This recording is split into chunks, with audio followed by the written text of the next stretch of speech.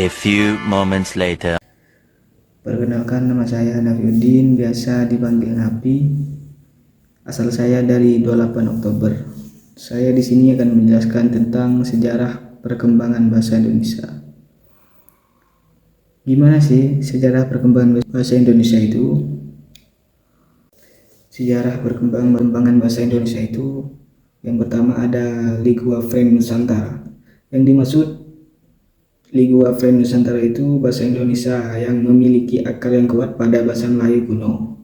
Bahasa ini telah digunakan sebagai bahasa pergaulan atau Lingua Franca Nusantara sejak abad ke-7. Yang kedua itu ada penyebaran melalui perdagangan. Yang dimaksud penyebaran melalui perdagangan itu bahasa Melayu kuno menyebar luas melalui jalur perdagangan yang menghubungkan Nusantara dengan berbagai wilayah di Asia Tenggara dan bahkan dunia. Yang ketiga itu ada pengaruh bahasa asing. Yang dimaksud pengaruh bahasa asing itu dengan seiring perjalanan waktu bahasa Melayu kuno mengalami berbagai pengaruh dan bahasa asing seperti Sanskerta, Arab, dan Belanda. Pengaruh ini terlihat dalam kosakata dan struktur kalimat bahasa Indonesia modern. Yang kedua, proses pembentukan bahasa Melayu. Proses pembentukan bahasa Melayu itu dibagi jadi 3. Yang pertama itu Sumpah Pemuda, yang kedua Kongres Bahasa Indonesia, yang ketiga pengakuan sebagai bahasa negara-negara.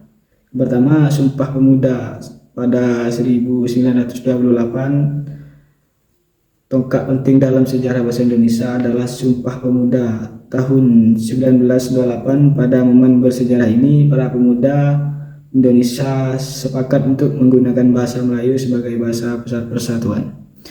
Yang kedua ada Kongres Bahasa Indonesia.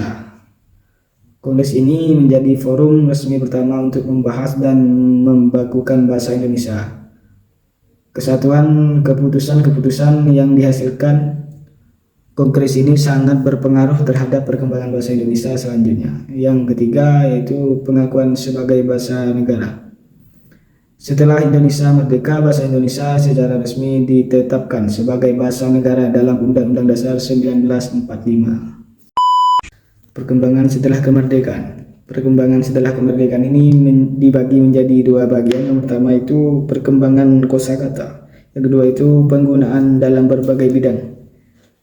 Perkembangan yang dimaksud perkembangan kosakata ya bisa terus berkembang seiring dengan perkembangan zaman dan masuknya kata-kata baru dari berbagai bidang ilmu pengetahuan dan teknologi. Yang kedua itu penggunaan dalam berbagai bidang. Penggunaan dalam berbagai bidang bahasa Indonesia digunakan dalam berbagai bidang kehidupan melalui dari pemerintah, pendidikan, hukum, hingga media massa dan sastra.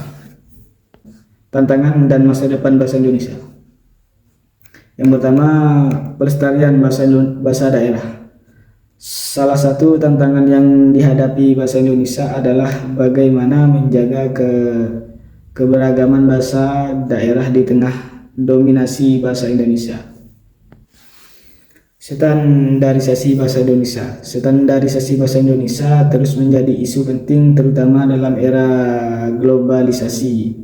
Pengembangan kamus dan tata bahasa. Pengembangan kamus dan tata bahasa yang komprehensif terus dilakukan untuk mendukung penggunaan bahasa Indonesia yang baik dan benar. Jadi kesimpulannya, bahasa Indonesia itu merupakan hasil dari proses sejarah yang panjang dan kompleks. Bahasa ini tidak hanya berfungsi sebagai alat komunikasi tetapi juga sebagai simbol identitas nasional. Dengan terus berkembangnya dan beradaptasi, bahasa Indonesia diharapkan dapat terus berperan penting dalam mempersatukan bangsa Indonesia. Sekian dari saya. Assalamualaikum warahmatullahi wabarakatuh.